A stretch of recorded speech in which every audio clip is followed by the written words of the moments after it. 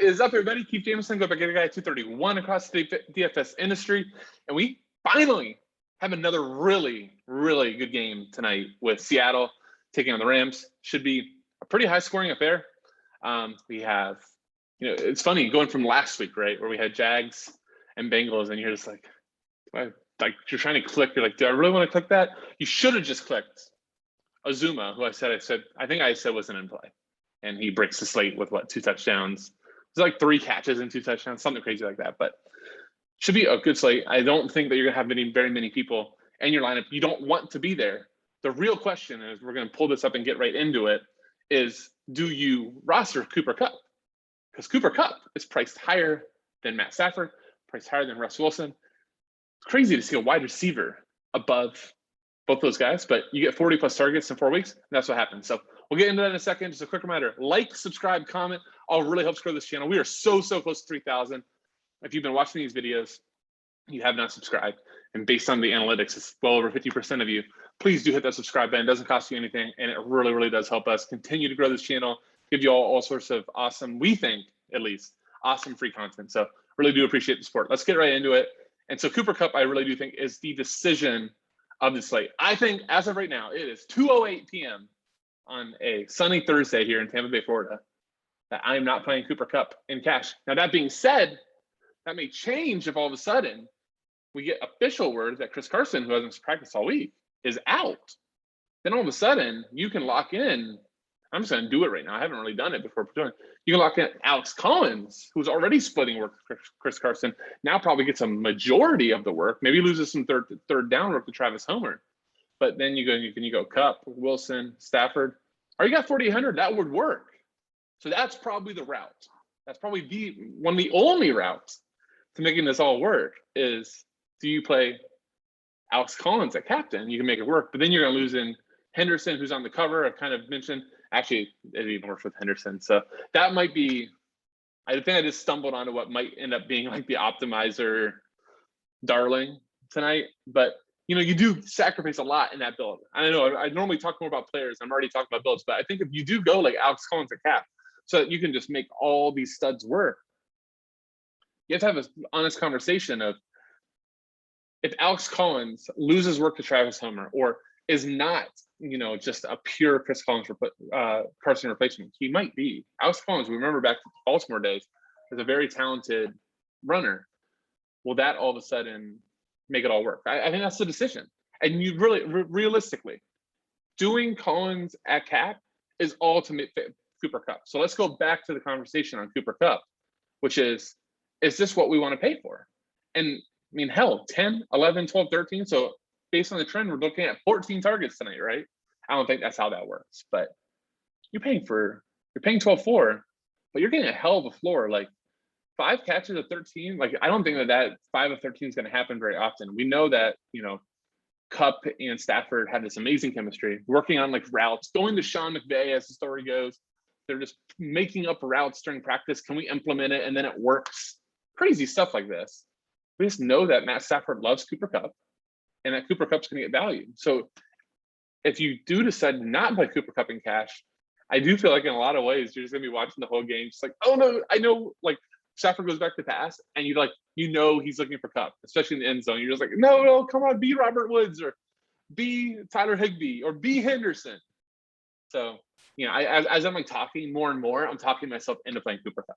It's 2:11. So just this little soliloquy has all of a sudden made me change it. But Cooper Kupp, obviously elite play. I don't really want to talk much about Russ Wilson, Matt Stafford, both hugely elite plays. We saw LA Rams defense, which is the better defense here, get shredded by Kyler Murray last weekend. Tom Brady looked just fine versus them, missed a few throws.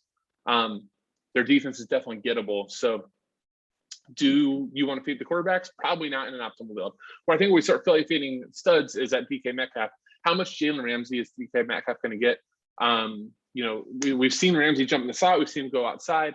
I think because DK Metcalf is such a problem and that Tyler Lockett has been kind of hampered with injury, I truly think that they're just going to say, Ramsey, can you just go truly shadow and play on DK Metcalf in like 80% of snaps? That's what I think is going to happen. So I'm going to put DK Metcalf as a GPP only, but DK Metcalf, obviously a freak. he can overcome it. I think that a lot of people are going to think the same as me, which is going to lower DK Metcalf's ownership, especially when you have Stafford, Kupp, and Wilson above him. So, I think that's a really good GPP play, but probably not in cash. Tyler Lockett, if you think that DK Metcalf is locked up with Ramsey the whole time, really becomes a good option. Tyler Lockett is a really good buy low right now, based on that he's been banged up. If he's back to being super healthy here, can we get that week 2 production, week 1 production versus what we've seen in week 3 and 4? Again, Tyler Lockett, in my opinion, is a better play than DK Metcalf tonight as a result of all these things. He could really be a slate breaker, and maybe he comes in lower owned. Darrell Henderson Jr. played 61 of the snaps out of a total of 68, so he got the bell cow work. Additionally, he's going to get targets, 11 targets the last 2 games. He's going to get goal line. So we're talking about probably 15-ish touches in the backfield versus a bad running defense. Another 5 to 6 in the passing game at 8,400. It's lock and load, and I think it's a really great captain choice too. I think that it's kind of the mid-tier where you get a really nice floor and high upside. But again, you probably are going to sacrifice Cooper Kupp if you do that, assuming you're grabbing both quarterbacks. The other option, if you just think Cooper Kupp outscores both quarterbacks and you just play Cooper Kupp and you decide which one to fade. Kind of weird though, because Russell Wilson gives you a little rushing, so he'd probably be the one I least like the fade. And then you go, oh crap, well, I didn't stack Kupp with his quarterback, and he gets 3 touchdowns, and I feel like an idiot. So it's an interesting slate for all these reasons. Robert Woods, I think, is a nice buy low, very similar to Tyler Lockett. Robert Woods, back to last season was 1A, 1B with Cooper Kupp. Cooper Kupp's definitely overcome him. That doesn't mean that Robert Woods is dust. Doesn't mean that he doesn't have, plenty of upside. We also know that they like giving Robert Woods a carry or 2 a game. So you get some little baked in touches and upside there, especially if they do one of those little sweeps they like to do at the goal line.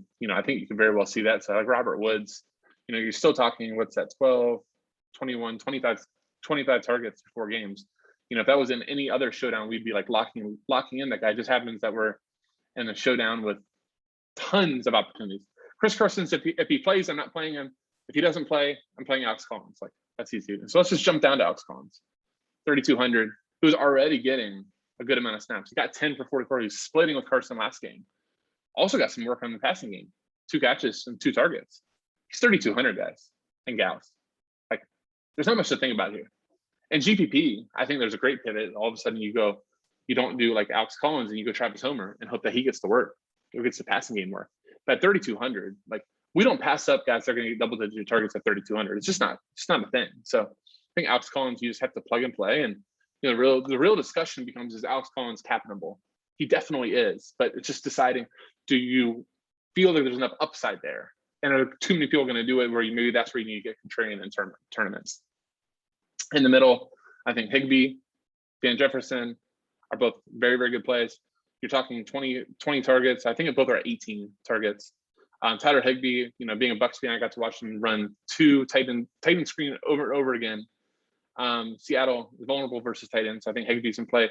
Van Jefferson popped last week. Go Gators for his 6 targets in back-to-back games, 6 for 90 and a touchdown. Looked great on the outside. He's only 4,800. I think a lot of people are going to go him versus Robert Woods, making me like Robert Woods in tournaments quite a bit. Freddie Swain, you should just find 200 or more to get to Jefferson. But Freddie Swain, Go Gators again. Very electric athlete. Used to return kicks at Florida. Again, if you get that Tennessee performance, 5 for 95, Yahtzee. Because I think almost anybody's going to find Van Jefferson, but I do prefer Van Jefferson to Freddie Swain. Gerald Everett, don't pay attention to this. He's likely going to play tonight. That would be big. We saw a tight end by committee. If Gerald Everett were to miss, I'm not going to jump to Will Dissly, but Gerald Everett, very, very good athlete. # revenge narrative versus team from last year. Kickers kick. That's what I always say. Kickers are always in play. Obviously, Matt Gay is going to be more owned than Jacob Myers because of the logs. So if you play a kicker, if you want to be a little bit more different, play Myers over Gay. Alex Collins, we talked about defenses, GPP only. Sonny Michel, mega GPP, only played 7 snaps. Rams gave him a lot of the assets, made us think that Sonny Michel is going to be in the game plan. But if he gets a goal line play, we know Sonny Michel's pretty good at the goal line. He could pay off at 1,800. I really like Travis Homer. We know back from times last season when Chris Carson was out, really good receiving out of the backfield. They're going to do more to him target-wise. There's 5 targets in the season than rushes. But with him being the backup, you could possibly look at 5, 6 runs on top of maybe 3, 4 targets playing third down. I think at 1,000 he makes a ton of sense. Then below there, I just think Travis Homer is such a good play. If you don't see Alex Collin, you just don't really play with much down here. I'm sure there's somebody that will come through. Just, I haven't seen the need to get down there. So that'll do it. Hope you guys enjoy this preview. If it helps, like, comment, subscribe. Really appreciate it. Good luck tonight. With that, I'll say, see you.